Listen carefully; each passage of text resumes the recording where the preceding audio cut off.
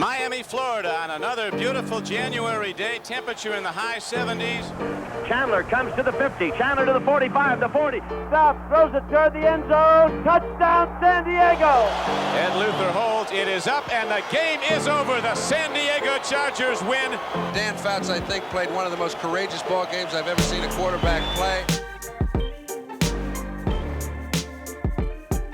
Welcome to Roll Call, powered by Bud Light. I'm Hayley Elwood, and today we are doing something we have never done before. We are bringing back players from what many consider the greatest game in Chargers team history, the Epic in Miami. So please welcome me in joining Pete Shaw, Hank Bauer, Ed White, Don Macek, Rolf Benirschke, and the Hall of Famers Charlie Joyner and Dan Fouts. Guys, almost 40 years later, thanks for doing this. Welcome in.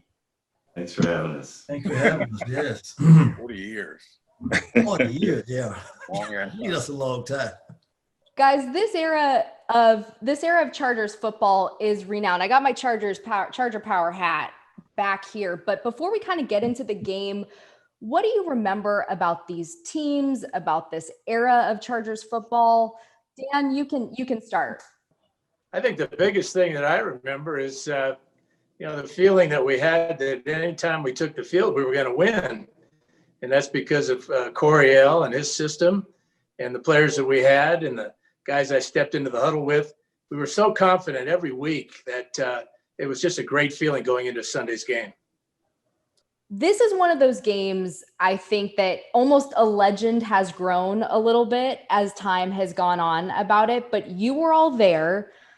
Whoever wants to start us off, take it away. What was the vibe coming into this game? So somebody needs to start to tell the plane ride over there. Let's do Coach it. Coryell took the mic, and somebody can imitate Coach Coryell better than me, but Oh, the bananas. somebody tell that story. Oh, Dan does it the best. Dan, you got to do it. Well, actually, he told us that, we had to get our phosphorus up. Yeah. He meant potassium, but we didn't care. We were going to get bananas. And the great thing about it was he made Pat Curran go out and buy them all. I thought that was super. How hot really was it that day? Well, Haley, I can tell you this much. We walked out on the field, I'm going, man, our fat guys are in trouble. Louie, Big Ed, our fat guys are in trouble. Sorry, Big Ed. Big Donnie, I'm sorry. Miami, Florida on another beautiful January day. Temperature in the high 70s. Humidity not bad. A breezy wind. An excellent day for a top game as the Miami Dolphins, who've not won a playoff game since 1974, get set to kick off to the high-scoring San Diego Chargers. Don Criqui with All of you skill position players, at least, like you guys you made plays in this game. Hank, you had a block on Wes Chandler's punt return in the first quarter to make it 10-0.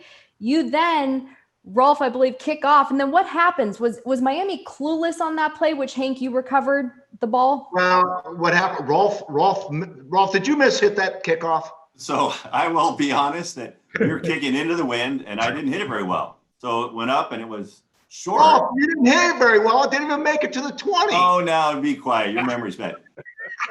It was weird because I'd never seen anything like it. It was like he hit a 9-iron, you guys, and it spun back.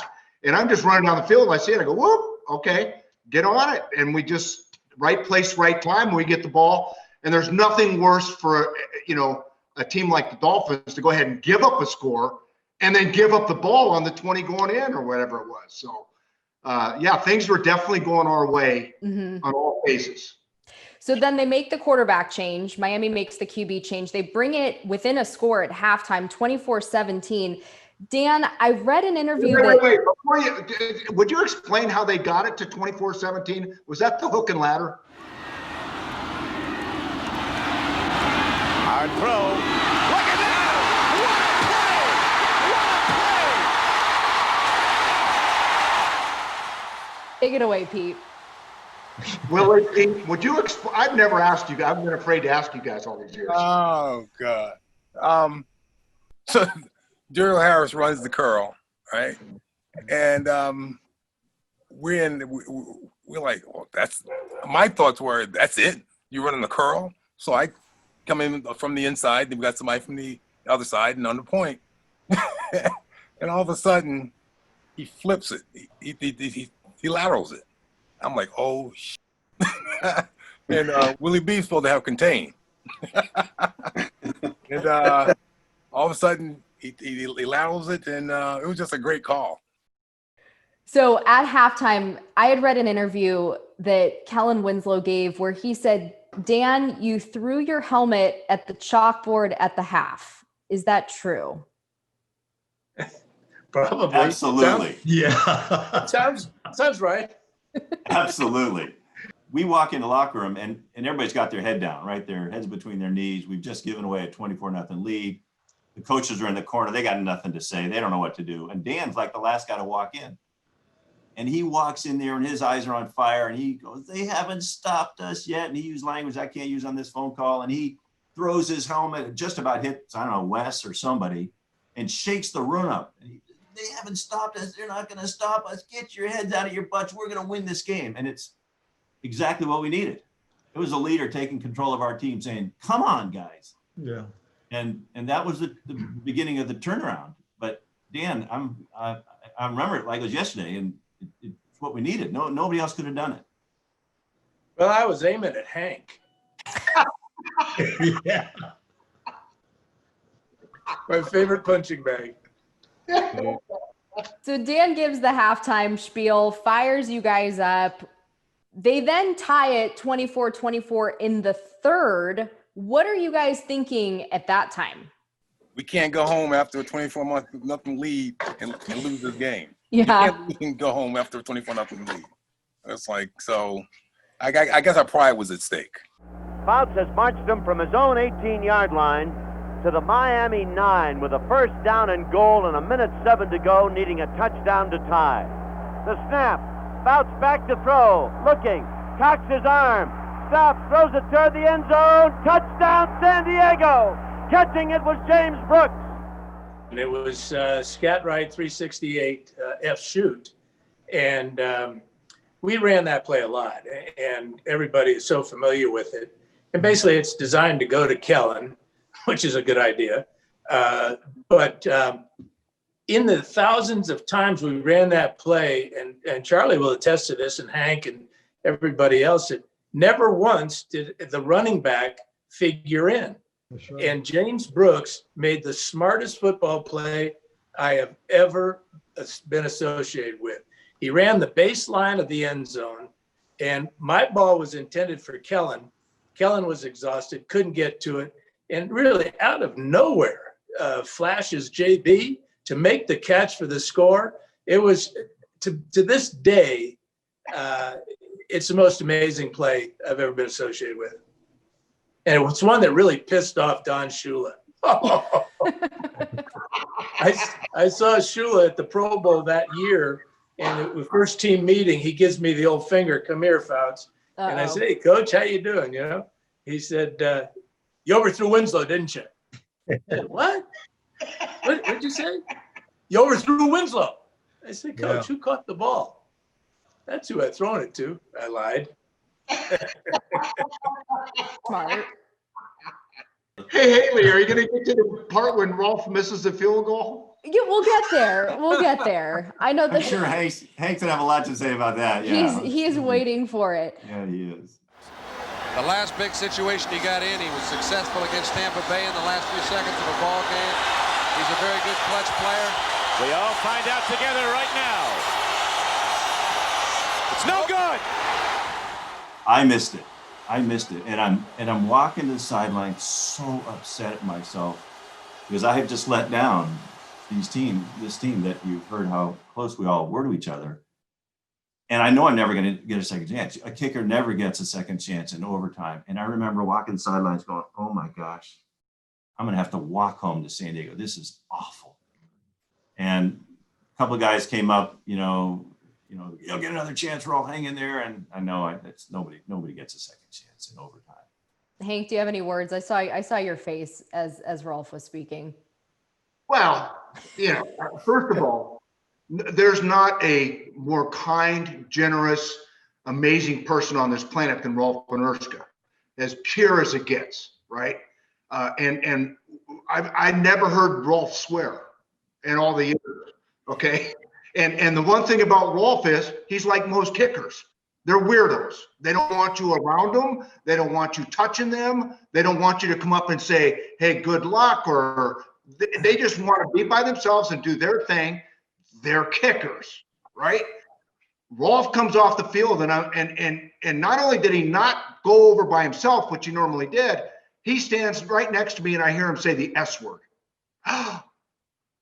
First time I'd ever heard Rolf swear. I go, this must really be serious, right? And I looked at him, I go, Rolf, don't worry about the game. Think about all the animals that just died at the zoo. Okay? My good friend Hank, always there for a word of Always encouragement. there for you. I mean, do you remember what Rolf used to do? Big Ed, I think you started it. You and Louie started this thing when Rolf would donate, and it was amazing. His dad was running the zoo. Yeah. He would start this thing called Kicks for Critters. Everybody would pledge money for every field goal made, right? And then Rolf never missed. He was automatic.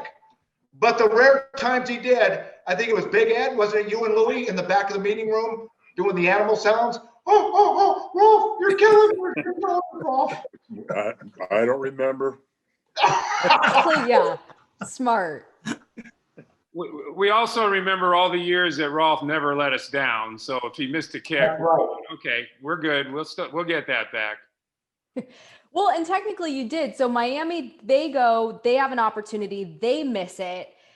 Then the offense gets the ball back. Charlie, there is a 39-yard catch to you from Dan. Could you walk me through that play if you remember just those emotions of being able to make that and then eventually set up the game winner? The Dolphins played a deep defensive coverage where they had two deep, and the middle of the field was wide open most of the night. And, Dan can only throw so many passes. So I think this particular series, I just happened to get down the middle of the field pretty easily. And he lofted the ball right to me, about 30-yard gain. And I'm not very good afoot, so instead of going down real fast, I tried to run. So I almost got to the sideline, but just about it. And we just got close again. And the only thing I remember after that is some of the encouraging words Dan said to Rolf on this next field goal try. What were those? I can't repeat them. Dan? I can't repeat them, huh? Well, let me tell you what was going on there, because Kellen is done, okay? Yeah, On the play before that, Wes Chandler got the wind knocked out of him, so he's out of the game. And then on your play, Charlie, you landed on the football, knocked the wind out of you, so you're out of the game. Yeah. So dang it, we had to kick that field goal. This was it. That was it. We had nobody else. Ed Luther holds. It is up, and the game is over. The San Diego Chargers win with almost 14 minutes of overtime played. A 29-yard field goal by Rolf Benirschke. And the Chargers move on to the AFC Championship game.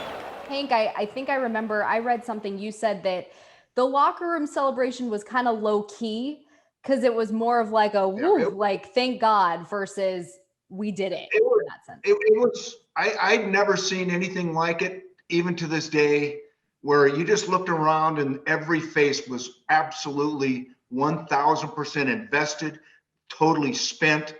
I remember Big Ed, correct me if I'm wrong, I don't know if Louie was with you, but I remember looking at Big Ed in his full uniform without his helmet on, in his pads, sitting on the floor of the shower with a cold shower running on top of him, trying to cool down. Seriously, I mean, it was. Well, yeah, I can remember that. I remember, I think Donnie and I were walking in together, and here Kellen's getting helped off the field, and I'm going, Donnie, hey, we're 40 years old. Nobody's helping us off. Hey, you remember what Louie said? Remember what Big Louie said? He goes, hey, look at that. They never help the fat guys off.